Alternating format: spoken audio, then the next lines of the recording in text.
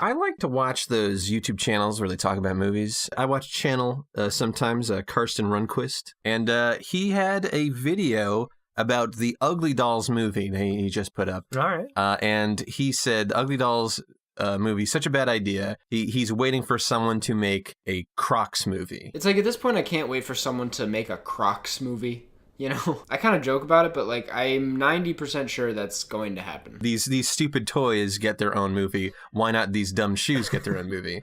He predicted someone would do this. Mm-hmm. Let's fulfill that prediction. Let's make the Crocs movie. Let's make this his fault. It's his fault. Karsten, this is your fault.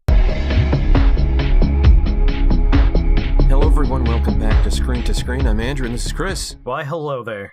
Crocs, the movie. I'm thinking that since Karsten was saying, you know, he's basing this off of Ugly Dolls, I'm thinking that we take the logo pretty much like that's the whole thing. Like we've got to create a universe where there's a Croc or Crocs, probably plural. We might want to roll in some of what the product is. Maybe base our theme on that. So these characters are characters that breathe well and are water resistant. Well, not water resistant. They freely allow water into the shoes. Yeah, like well, they have holes in them. Yeah, but they're like water resistant in that like they're not going to absorb the water. Yeah. I mean, you're just wearing a bunch of goddamn plastic on your feet. Right. They're boat shoes, or at least originally. I believe. Yeah, originally they're supposed to be boat shoes. Yeah. So, has there ever been a movie about apparel? Like, are you talking about? Has there been a movie that is about apparel? Or are you asking has a branded like clothing ever become a movie? Well, before? Start wide, go narrow, like period. Yeah, like I don't know, like the Lord of the Rings. There you go. That's an accessory, not apparel. All right. Cinderella. Like there's things. You see, I asked about. That's just that just features for a moment. It's like not about the shoe. The jacket. The jacket. There you go. I just thought the tuxedo. Yeah, the tuxedo. Emperor's New Clothes, if you want to call it that. You know, there's a lot of things you could do. I mean, do you want? I mean, it sounds like we're heading more toward the shoes, and I think that's not a bad idea. And we need as much stuff as we can to make this a movie. Can we pull a theme from the shoes, like full of holes? Full of holes. The plot's full of holes. Hey, see, that's easy. We could do that. Porous. You have to. You know, maybe it's sort of like you have to let like the hardships like of life flow through you. Like water off a crocodile's back, you know, it's cheaply made. But we have to look at the good qualities. They're durable. They have good qualities. They're unique. That's a nice word. Hey, here's the thing that I want to get out, because this is the thing about me, is that people look at Crocs and they say those are ugly looking shoes. To me, I just think they're weird looking shoes. I don't think they're necessarily ugly. They're just weird looking. Well, where's your line? Like, what do you consider an ugly shoe? I don't know what I would call an ugly shoe. An ugly shoe to me, I'd look at it and go like, ugh. I don't think I've ever seen a shoe that made me do that. So to me, it's just sort of like, oh, that's a shoe that doesn't look like a normal shoe. Like it doesn't have that a visceral, ugly reaction for me. Like, I look at Crocs and I see a failure to commit, because they look like I want to be a flip-flop, but I also want to be a shoe. And it's just, this is like that horrible place in the middle. Have you owned a Croc? Hell no. See, I find them very comfortable. See, I find wearing sneakers comfortable, so I don't need. Here's the thing, though. With sneakers, you can't necessarily do certain kinds of yard work or like stuff near a pool or water. It's like what? Like, well, I mean, I've cleaned, I've painted pool decks, or gone to the beach, or gone to a swimming pool, like in a hotel or something. I've done all of this in sneakers. See, I wouldn't, because then your sneakers get wet or full of like paint. Yeah. And I don't want that on my sneakers. I have very nice multicolored sneakers that are covered in paint. I prefer not to do that. And then I dry them when they're wet. Why don't we have a fish out of water story? It's a Croc wearing Crocs. Okay. And he's entering the world of man. Okay. And people don't even notice he's a crocodile. They just make fun of his shoes. Oh, okay. Like just straight off, like, those shoes are disgusting. So this is and he's Australian. All right. I like the universe you're building, in which the Crocs company acknowledges that everyone hates their shoes. even someone like me who likes their shoes, I acknowledge everyone hates these shoes. Yeah. So the brand has to acknowledge it first in Act 1 to sort of like get the audience on their side. Yeah. Okay, that's an interesting way to go. What if that is the subtext? Like what you said is exactly what the subtext is. Okay. But we don't literally say that. We have a Croc come in and everyone's like, what is this weird looking guy? You know, and then it turns out, hey, he's very water resistant. he might actually be good. I've been spraying my hose on this guy for 5 minutes. Hasn't even flinched. How neat. You know, he's like the physical embodiment of the shoe. Like he's like water just rolls right off his back. Yeah, that's the thing. It rolls right off his back. Everything someone, you know, everyone gets down on him. It's one of these characters where he doesn't have a character arc. The town changes. You know, he stays this constant source of optimism, and then by the end of the movie, like this crummy town, everyone hates each other. By the end of the movie, there's like a big parade and everyone loves each other, all because the Croc came to town. All because they're all made of crepe paper and water literally rips them apart. But this new character is able to help them every time it drizzles out. Is it a shoe town? It's like the town, like you know, like each like that, like these old towns, like they were founded on one industry, and this is like the sneaker industry. Like, or in the shoe town, there's the sneakers section of shoe town, and there's the sandals section of shoe town, and they're at odds with each other. It's sort of like a Romeo and Juliet, sort of like Capulet Montague sort of. Oh, okay, all right. And this town has for generations been torn apart by the sneaker families. And like the flip-flops, I think, is the way to go. The flip-flops, the sneakers and the yeah. And we could even go into like the sneakers, they're sneaky, and the flip-flops, they flip-flop and everything. And then the Croc comes to town. He changes everyone. The Croc, who is of course half sneaker, half flip-flop. He's half sneaker, half flip-flop. He's very sneaky, but he also changes his mind a lot. Yeah. It's Dr. Seussian in my head right now. Yeah, I'm picturing like let's go with it. Let's go with it. A line right down the middle of the town, and like the architecture is wildly different. Yes. To the point where like an apartment building that's on that line is different on both halves. I like it. Yes. Yeah. All right. Good. So we have a city aerial shot, right? Yeah. Clear split down the middle. Yeah. On one side, the cars are all convertibles. The houses all have open porches. Oh, I love this. It's very colorful. Yes. And then on the other side, it's like, you know, all closed top cars. Very, very sleek urban. Yeah. One side's urban, one's like vacation. Like one's on the beach. Yeah. And the other one's like industrial, like cool, too cool for school city. Exactly. You know. Oh, yeah, that's good. This is very good. Like, leisure-like. On one side, everyone's on their skateboards, and they're that's the kids on one side. On the other side, they're surfing. Yeah, right. Much more laid back on one side. Can we somehow have this town's, like, inner conflict result in the Croc having to show up? Like, oh, he's like the Lorax kind of. A little bit. Like, okay. Instead of just having the Croc meander in, can we somehow make it so the town's responsible for the Croc showing up? I imagine it's probably two towns that started. Yeah. You know, like a sneaker town and a flip-flop town. They grew and grew and grew until they hit up against each other. Now, I don't know if that just happened and that's what summoned the Croc, or like there, you know, something else happened and everything kind of, you know. Oh, okay. All right. So if we're going to go with that, like, I'm doing this all as like the opening credits in my head. Okay. So like you have like a little swampy pond, like just a little pool of water. Yeah. On the far left, you have like a tiny little village. On the far right, you have a tiny little like seaside village. Yeah. And like you just have that time lapse of until they slap, and then you have right smack dab in the middle is that pond. Yeah. And there's like, that's where the Croc's chilling at. It's kind of like a Shrek kind of thing. Yeah. They woke him up. But he's unlike Shrek. I think the Croc is going to be a force in this movie, not the active protagonist. He's going to be sort of like a Mary Poppins or, you know, just this like character that's just constantly a force of good in the town. I think what we have to do is that, yes, this is a town of sneakers versus flip-flops, but that is just how it started. It's a town of leisure versus like go get 'em attitude.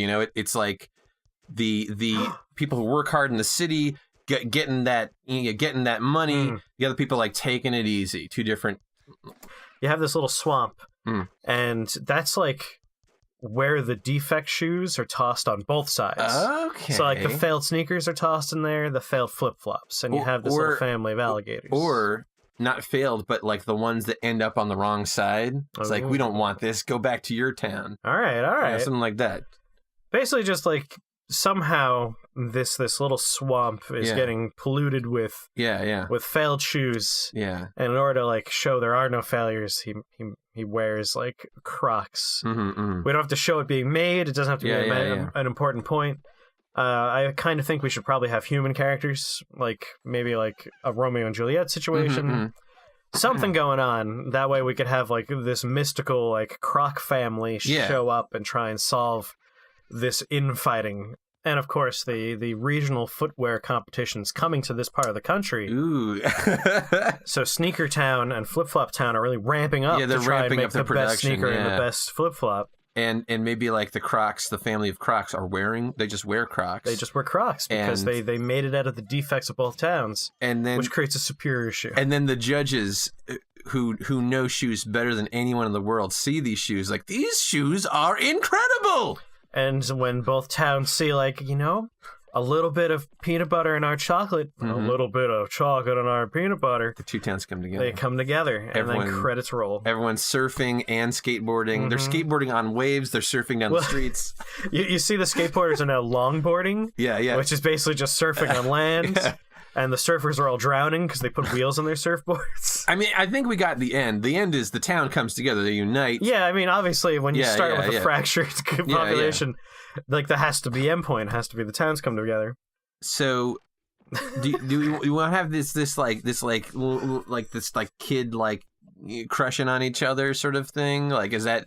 Do we want to kind of just steal like Romeo and Juliet? But of course, I imagine the kids don't die in this one. Probably not. probably Crocs wouldn't want that. We could even drop the romance. It could really just be two kids want to be friends. They want to be friends, but they're not allowed to. Yeah, just like I like your shoes. Yeah. I like your shoes. Yeah. Don't talk to him, Timmy. I love that idea. Those are sneaker kids. Don't you talk to my son. You polluting is mine. You get out of here. I feel like the Sandal Town is very like Jimmy Buffett sort of. They're all parrot heads. It's all Margaritaville over there. Yeah. Jimmy Buffett should be a voice in this movie. Oh yeah, we can get him. He could be the Croc. Ooh, that's interesting. But he's too much to one side. I feel like he's not living that city life. True.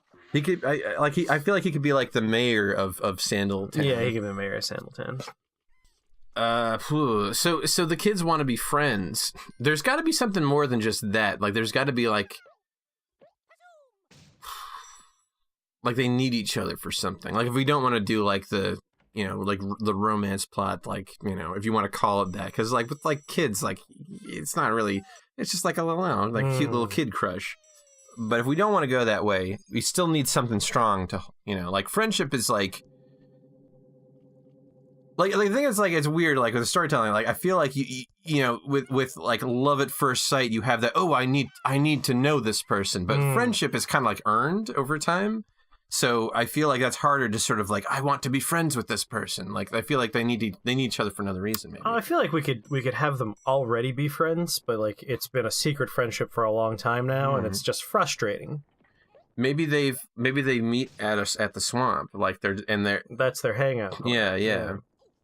I mean, maybe, again, if we want to use this competition idea, like both towns are really gearing up, they're ramping up which is why it's really hard for the kids right now, because everyone's hyper vigilant against the other side. Yeah. They're all worried about like espionage, even though obviously no one's going to want to steal their ideas because they're hyper prejudiced against the other type sabotage. of shoe. Or sabotage. Oh, which is even greater because that's the root, the etymology of sabotage has to do with shoes. Yes. So that's instead of the Croc creating the shoe to try and win this competition, maybe it's the kids that are like trying to fix their towns. Do they have like some sort of childhood wish that summons the Crocs?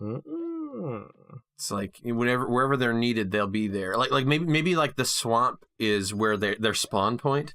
Like all the swamps in the world are connected, and they spawn in places where they're needed. They just show up where they need to be. Do the shoes merge together with some sort of like power crystal? Or do the kids actually create Crocs though? Like do they know enough about shoe technology?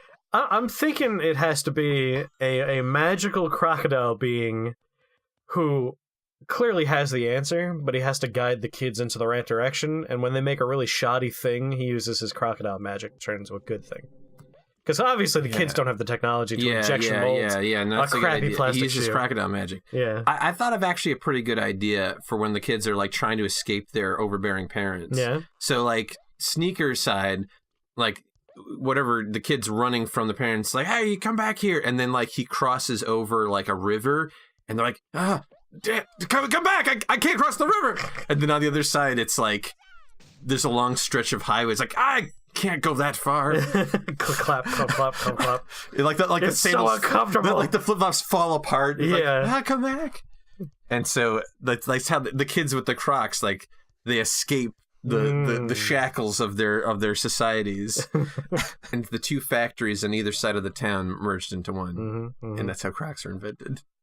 I mean, those two factories were already sharing a wall anyway. They just knocked down the wall at the end. There we go. There we go. Yeah. It makes more sense to have them on opposite sides, but that is a fun visual. It's a good Susian visual too. Yeah. And again, it also helps because, again, I was thinking like they could throw their defects into the swamp, which allow the kids to find what they need to make their shoes. Like they're literally throwing them out like the same hole in the wall, but there's like a wall. They start at opposite ends of the town because like that's how it kind of grew out. Yeah. But like the way they're building it in a very dumb way. They're building it in a straight line. Yes. And so at a certain point, the two factories meet each other, and the windows are touching. Yes. And so like they look out the window, they see the inside of the other factory, and like these workers are just like staring each other down all day. Maybe the kids are trying each other's culture out. Maybe this is about culture. Maybe the kids don't like each other at the beginning. They're told to hate each other. They're afraid of each other. And then like something happens.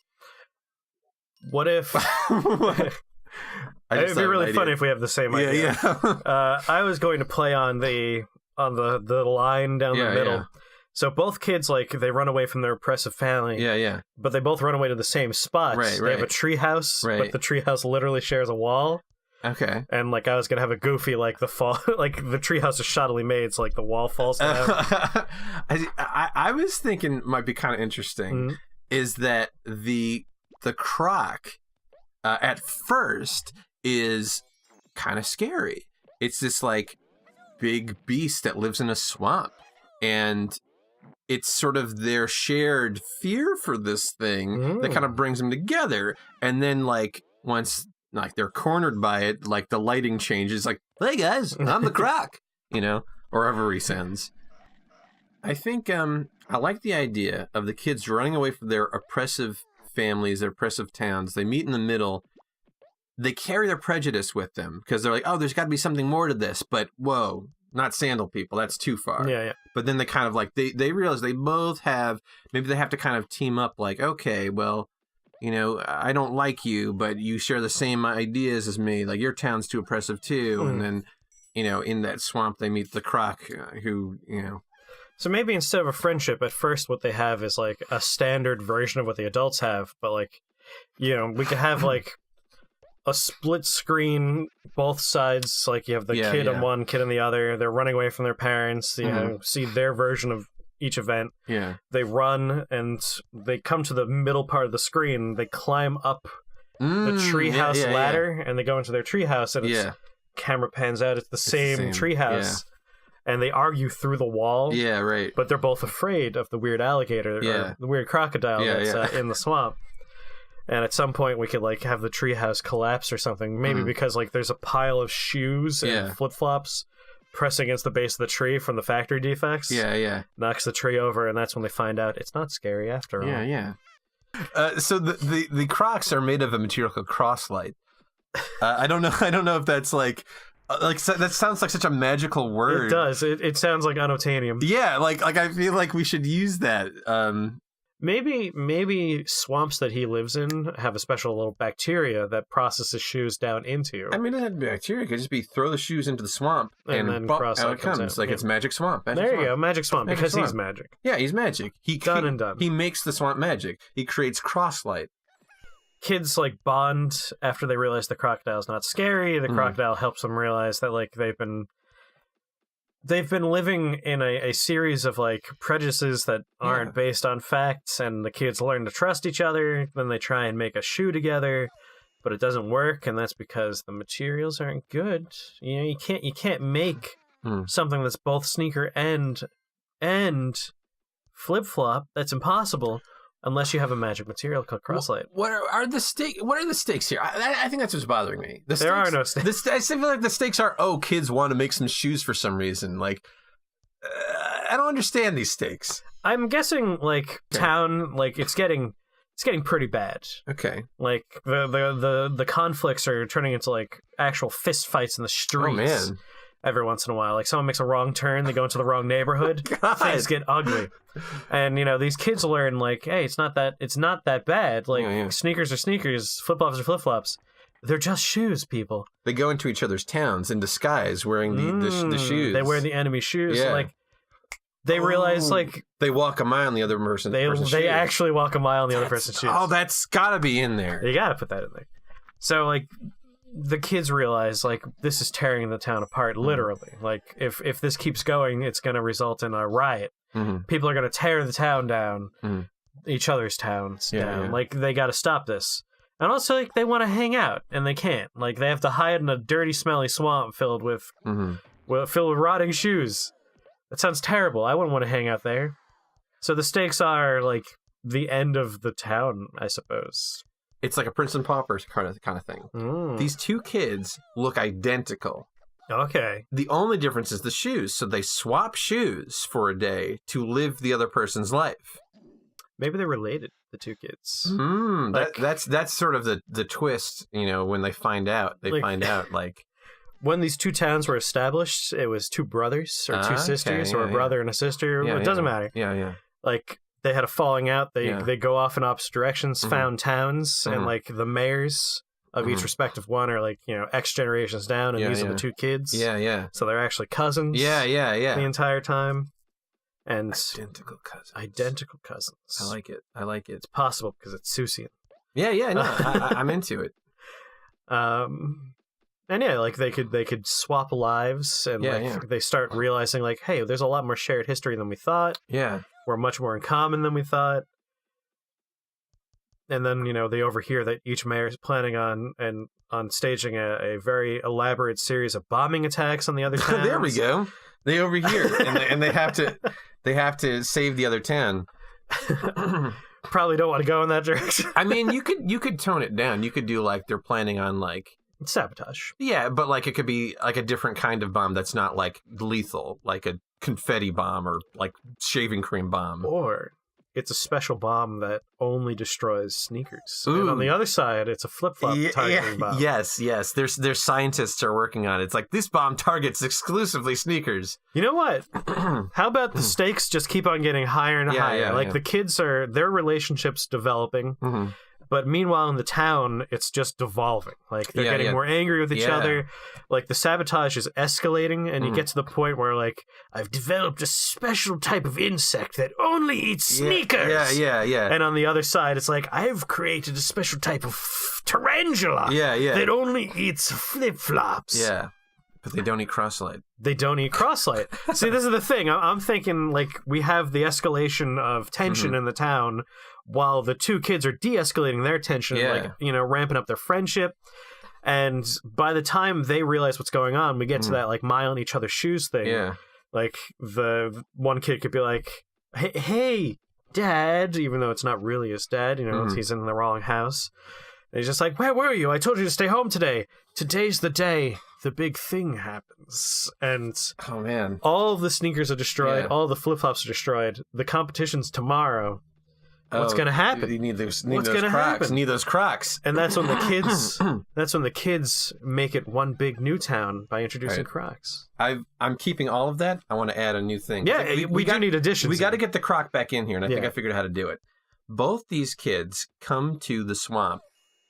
That's their special place, but they never come at the same time. They both know the Croc. He's sort of like this wise old man of a Croc. Yeah, okay, all right. And he knows both kids, but he's not saying anything because he's a coy and wise old man. I was going to say, he's actually an idiot and didn't realize it's two different kids. I mean, I feel like he should be like otherworldly wise. Yeah, like he should be. I like that better, but it's also really funny if one day both kids show up at the same time. Oh! I thought you just switching your shoes. But so the thing is, the bad vibes of the town, all their bad feelings are polluting his swamp, and they've got to save their friend. And the only way to save their friend, their mutual friend, is to understand the other side, and that's why they swap shoes and experience the other town. Okay, that's what I'm thinking. There's some sort of stakes. They're both friends with the Crocs. And they gotta give it a shot. They swap shoes. They walk a mile in each other's shoes. They learn what it's like. Hey, this town of leisure is very fun. Oh, this urban town. It's like I could really see like these people are really getting the job done, and it's not just lazing about. There's good things to experience here. That's when they find out, all right, now our plan to destroy the other town. Yeah. And like, this is a terrible place. And they're telling each other, just to like add stakes to it a little bit, like we could also have it so like both kids are acutely aware of a fact that like these towns are both about to be bankrupt. Like obviously you can only sell so many shoes to a town that only buys one type of shoe. Yeah, right. So like the market's saturated, their bubble's about to burst. Yeah. They're out of money. But winning the competition, that's an influx of cash. Yeah. So if like they don't win, that town's gonzo. Right. So they're looking at it as like if we win, we survive, they die. Yeah. And once both towns have destroyed each other's shoes, like they're both screwed now. Yeah.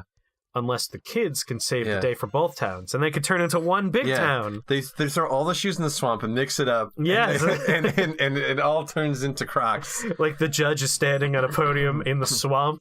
It's just like, almost done. Hold on. Like the two mayors are at the swamp, and they're like staring each other down. They're tossing their shoes in, and then the swamp starts to glow, and like the Crocs, like the family of Crocs, are like doing some sort of like spell or whatever, and like it's swirling and glowing, and then like out of the swampy bits all of these shoes come up, all of these Crocs come out of the swamp. What a Croc. And then that's it, and the town merges into one. They enter the competition as one town because they have to for the competition. Yeah. But then it becomes official because they win and they have to stick together, and they kind of want to at this point. Yeah, because they've learned about each other. Yeah. Like I'm thinking lowest point is all the towns have like ruined, desolate shoes. And the competition's like in a day or two, and that gives us a little bit of time for the kids to come up with their plan to like make a shoe together. I think a few hours. I think with hours? With magic you could do with magic a few hours. And if everyone's working together. Yes. So I think a few hours. The judge is on their way. Yeah. It's like, we have to work together.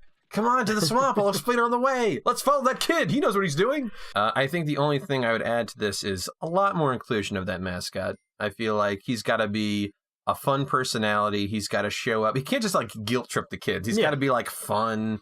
I mean, and if there's a family of Crocs, then they all have different fun personalities. Yeah. Maybe one of them goes with each kid or something in their adventures. This story, it needs a lot more work, but that's not what the show's about. We've kind of hit the main points, and now it's time to hand it off to the screenwriter and smooth it out. This is where we put together the ideas that become the pitch, and that pitch goes on to become a screenplay later on. Yeah. So, Karsten, we met your challenge. We made your dumb croc movie. We made your dumb croc movie. Or the pitch to the It croc happened. So yeah, the ball's in your court now. Now it's your job to make a screenplay. Thanks for watching Screen to Screen. If you've got any other ideas or challenges, if you're a famous YouTuber and you want to challenge us, we're up for it. We do not back down from challenges. Let us know in the comments. That's that. All right. Bye. See you later.